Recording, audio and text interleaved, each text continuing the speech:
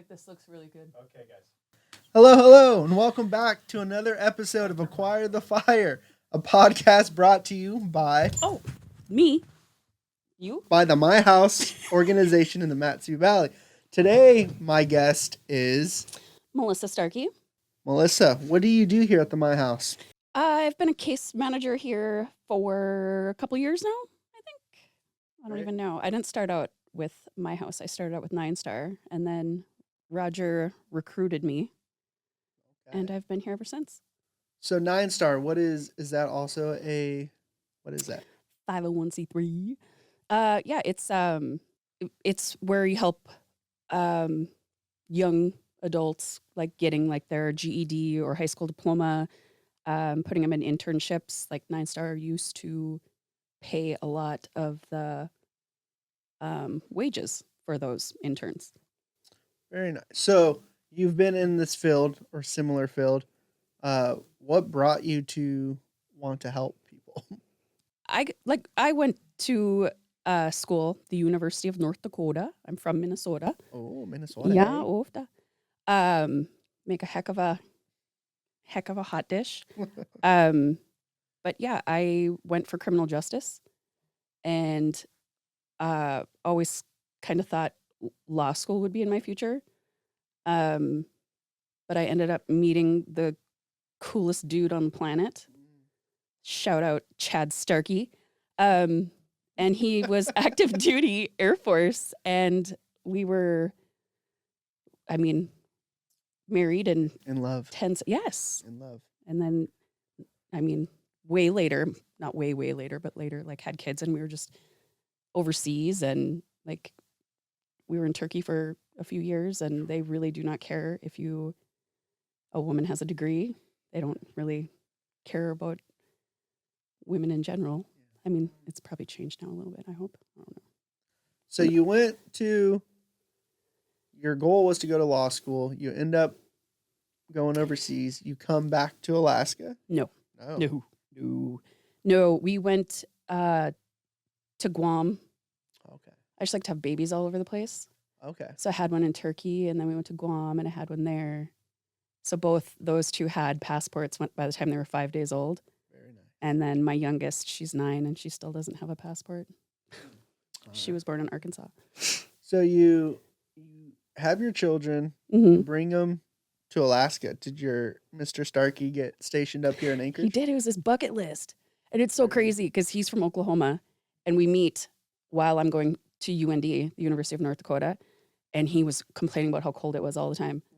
And then he's like, bucket list, babe, we got to get to Alaska. And I'm like, I did my time. What are you doing to me? And he was just, yeah, he thinks we're never leaving, and I go back and forth. I mean, Alaska does have that way of kind of captivating you and playing tug of war on your heart. It does. And I love the summertime. I feel like you go a million miles a minute and get so much accomplished. And then the wintertime, it's almost like you need that hibernation. Yep. And it's like all nice and cozy. But I do start to get like a little, Cozy. yes. And then Yep. when it's going to like all this rain, Yeah, help me out. Help a gal out. For sure. Yeah. So we get stationed into Alaska, and Mhm. you have your degree in criminal justice, Mhm. and you're like, I want to do what with this? I had quite a bit of exposure to like addiction and stuff like that with my dad. Growing up with him was pretty awful. He was like really, really abusive to my mom and my brother, never me. I just, like had to be the one to watch it. So, I mean, is that abuse? Absolutely. But yeah, Absolutely, yes. you don't consider it like that though when you're Yeah, it's that younger. crossfire is just as painful. Right. It is painful.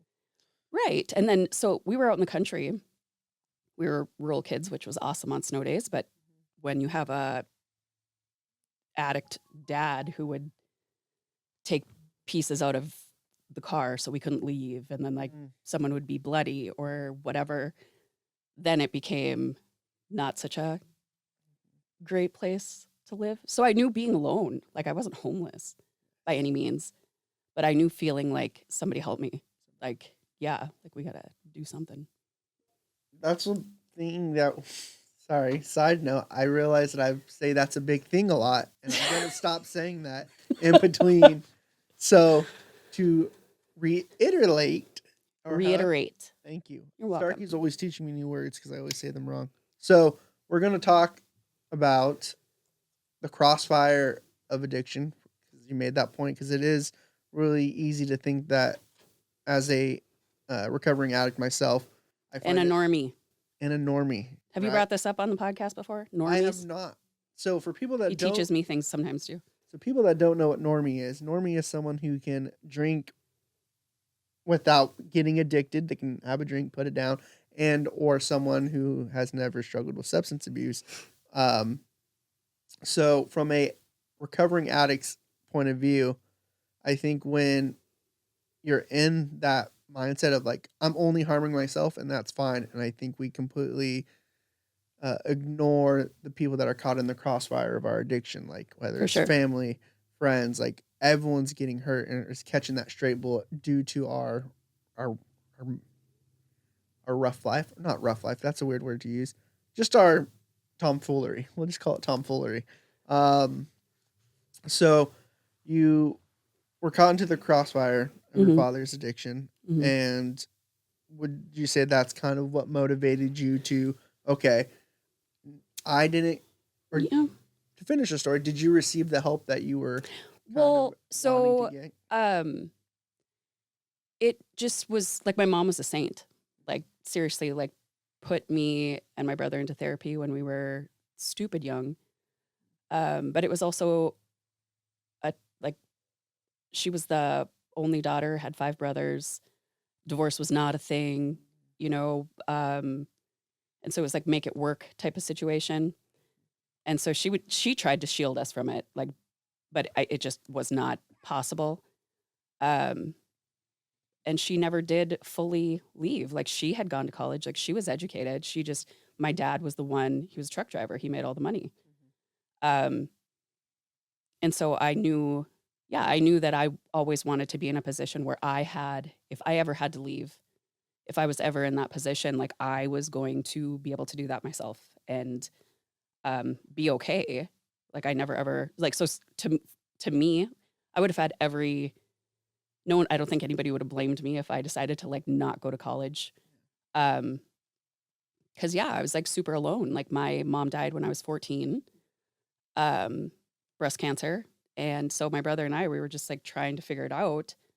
And he just super hard worker and bought a house when he was 18 years old and let me live in the basement. And yeah, we just both worked our butts off and we decided like make adjustments, not excuses, and figure it out, like, the whole so what, now what, like it wasn't like, ugh, like we were like, okay, what we have to figure it out, like what's next. Yeah. And That- so we just did that. And now it wasn't, I'm not like, oh, it's just like that, Yeah, like no. there's a Yeah. lot that goes into that. But yeah, like we just, like we knew no one was going to do it for us.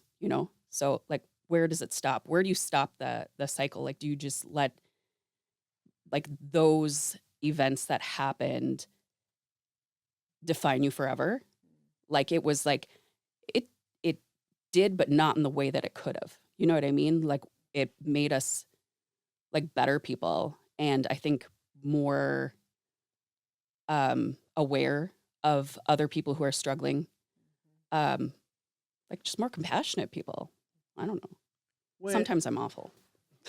my favorite thing about working alongside you and being able to see you work is you're a go Smart ass. getter. Yeah, you're a real go getter as well, though. Like you like to, like you can kind of like, sorry Michelle for cussing, but you can kind of cut through the bullshit, and you're like, Yeah. I like you're able to not bring yourself to a lower level, but you can be like, I can resonate. I know what life is. I've Yeah. experienced it, and I'm not going to allow you to cheat yourself. Right. Okay. So when somebody comes to me and they're like, in their mind, this is the worst thing that's ever happened to anybody. Who am I to tell them it isn't? It is the worst thing that has happened to them so far, right? So for them, the way that they react to that, that's a very real feeling they're feeling, like, is something worse going to happen down the line? Possible. It's possible. Yeah, Possible. it's definitely possible. So what do we have to work with? Let's figure that out. Like we know things went wrong. Like nobody walks through this door because everything is going so well. Um, let's figure out what we have to use and run with it. Yeah. So we come to my house. We come Mhm. in a state of like you said, we're not doing things right. Here's what I have. Let's make this happen. So on your day to day, what does that kind of look like for you when you're working as a case manager here at my house? Whoever has to write this job description, like when we're hiring, I feel bad for because you kind of name it and we're going to end up dealing with it. Um, just I honestly really enjoy like the triage part of it because I do feel like showing somebody like we're not yeah, we're going to do some paperwork, but we're going to have some good conversations and see where we want to be, see where we want this to go. How do we want this to look at the end of the day? Like this is your worst moment, perhaps. Like how do we get the end product to look like what you want it to?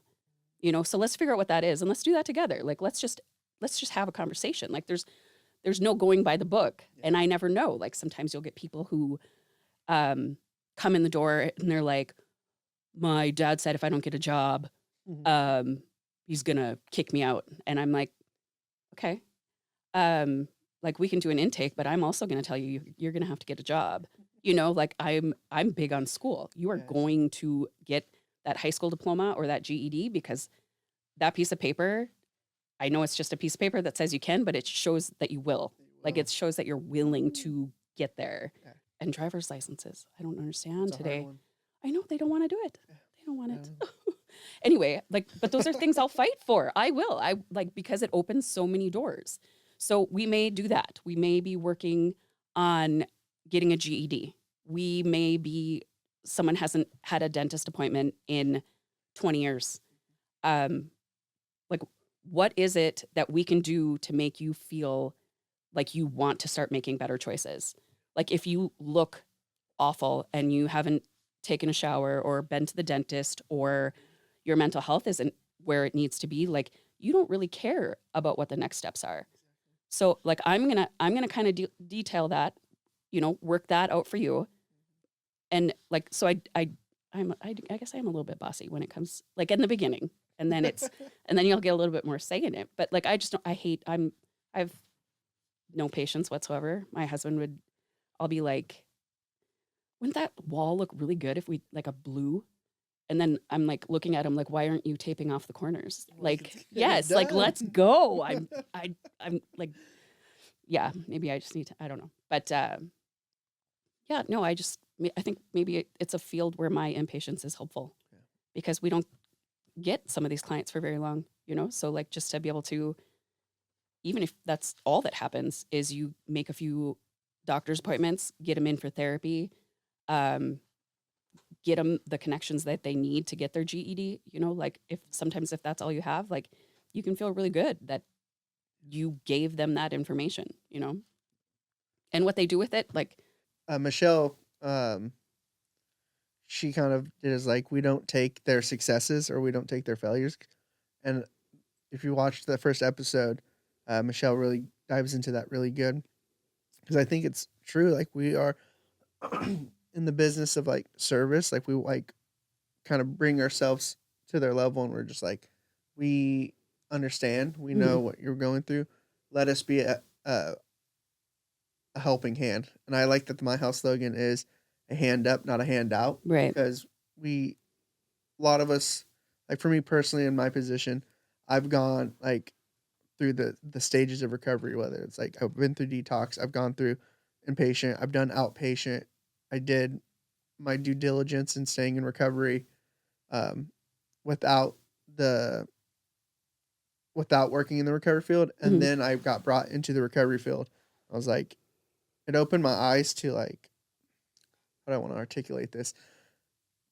It opened my eyes to like just like the stages of recovery, and I can relive those moments with them and walk with the clients through it, and it's just such a a beautiful thing. It's like an all-time favorite part of my job is like getting down with them, Mhm. doing the work with them, not for them, but Mhm. with them. Right. And I can't take any rewards for their accomplishments, and I can't take their failures as like, oh, I messed up as a server. Right. A little tangent I wanted to go on. I don't know where it was going with No, that, I know, but but celebrating all the wins. Like absolutely. you will hear me almost every day, like shouting out somebody because they did something that isn't like it's not it doesn't even have to be a huge win.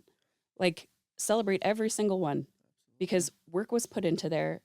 It it shows like what those little tiny wins add up to and do for a person's like mental health and as far as like people see that when you're putting in the work, people see.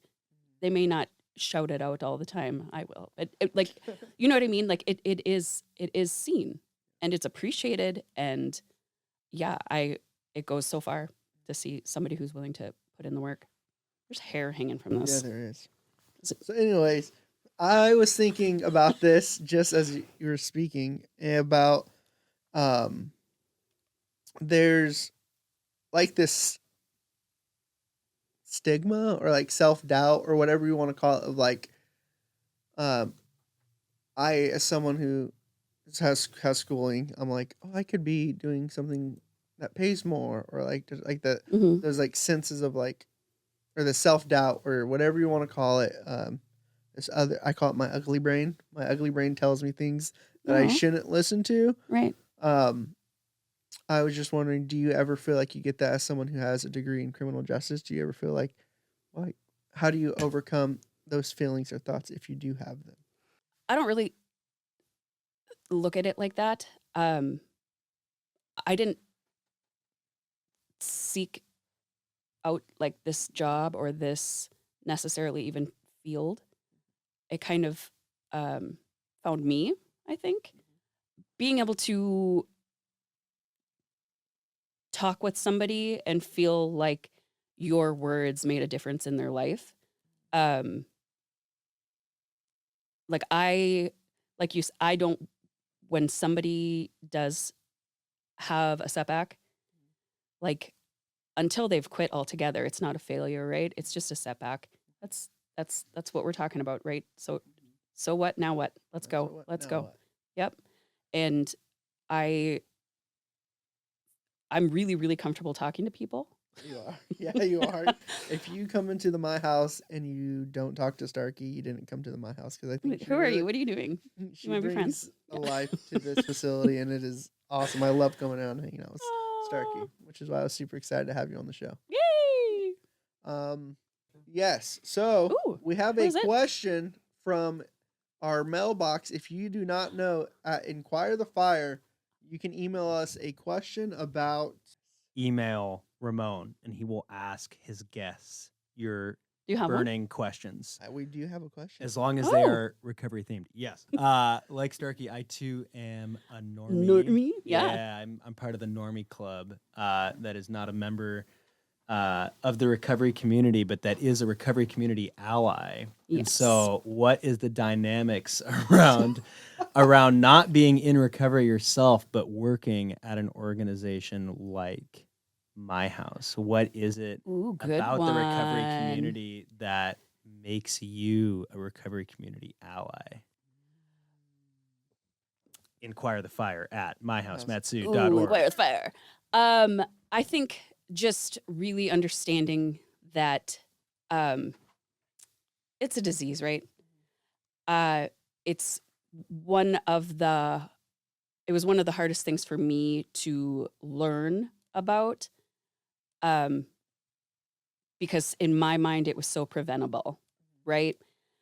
But life situations sometimes are not, and I mean they it can be genetic, it can be all of these things, and life, nobody knows what they're doing, right? We're all just figuring it out as we go. um it's not my place to judge anybody. um I am a religious person. I believe that everybody, has purpose. And I do understand. I made a lot of really good friends, like as a kid, going to like Alateen and all that good stuff, but it's a family disease. And anybody who says otherwise is out of their mind. And what a family is, it looks differently to many people. Um, and it was a cool community, like knowing that I wasn't like that there were other kids who were out there, like who were going through it, like who were like having to lie about X, Y, or Z, or like, you know, but just like good support out there and being able to listen and not judge. And um, we all have like a really, really good dynamic. Like you guys, talking about the things you would do, and then for Isaac and I to sit and listen, and we're like, but why? Like, at the end of the day, it doesn't matter. We still are all focused on the same thing, and we all want just good, healthy, productive, young adults to come out of these programs and be successful. And I hope that they are my boss in one way or another one day. Like that would not bother me one bit. Like that, I would be so proud. Yeah, when it comes to like that stigma of what addiction is, I think a lot of people get it confused. Like, I'm a little keyboard warrior on Facebook. Like, I'll see like random reels and I'm like, oh, addiction's a choice. Da, da, da. And I can't help myself. I'm sorry. I'm growing. I'm not better. I'm growing. It is hard. Like, and I feel like I just cut you off, and I'm sorry. No, you're okay. But like, so I had a dad who was, an alcoholic and using every drug you can think of. And he was not a good person. And was that because of his addiction? Like, probably. I'll never know because I never knew him sober, right? And then I had a mom who didn't drink or do drugs, gets diagnosed in her, at 45 and dies of cancer. And you were telling me these are both diseases, and I'm supposed to think that this is okay and not unfair. Like, you chose to have that drink. Like, you chose to put those drugs in your body. And it's like getting to learn about how it's not a black and white issue like that. Like, that was really, really frustrating for me. But just really good for me to like sit down and be like, listen to other people's story. And that's why it was so important to my mom to have me in therapy at such a young age, like a big prompt or encouragement that I would say to our viewers is get to know someone in recovery, hear their stories, because like Starkey said, it's not this black or white thing, Like, I think if you look at the world black and white in general, it's gonna distort your beliefs and your thinking. So just pursue whatever you're doing with an open mind, because like you said, like a lot of our clients come out of here and they're making it, and they're doing life on life's terms, and it's just such a beautiful thing. Because it's really easy to just drive past them and be like, oh, sucks for him, right? Whatever choices he made got him there. But how many times did it take you? Yeah. You know what I mean? Like, was it a one and done? You went to rehab and you just never did again? Like, yeah, same. Like, so my situation, like, I can't even count how many times he went and how many times he was arrested and how many times he was in the paper and all the things. Like, it's not like we're not miracle workers, like, but we're believers in miracles, So like, how can we help? How can we help? Man, it's a great question to be asking ourselves. I mean, for me personally, it's just I have to wake up and show up. For my clients, I have to work my own recovery so I can help them understand what recovery is. Right? I have to just as simple as show up, listen, talk to them, like treat them. Guess what? They're humans. Treat them as humans. They're not identified by their mistakes or identified by their past decisions, but the decision for them to come into our building, ask for help, shows the resilience and strength that the youth of the Matsu Valley have. Yeah. And we're growing like ridiculously fast. Like Yeah. I talk about this everything, like just the recovery community in the Matsu Valley is such a beautiful thing. I've never done much recovery activities outside of the state of Alaska, but I think Alaska has such a beautiful recovery scene, Mhm. which is going to bring me into like this spill as if you are someone who struggles with alcohol, drug abuse, there is a community out here that wants nothing but the best for you. And we, as an organization, and other organizations like-minded like us, um, want to love on you until you can love yourself, and then you can help the next person. And it's just this a send it forward act, right? Like, or pay it forward act. That's what we do.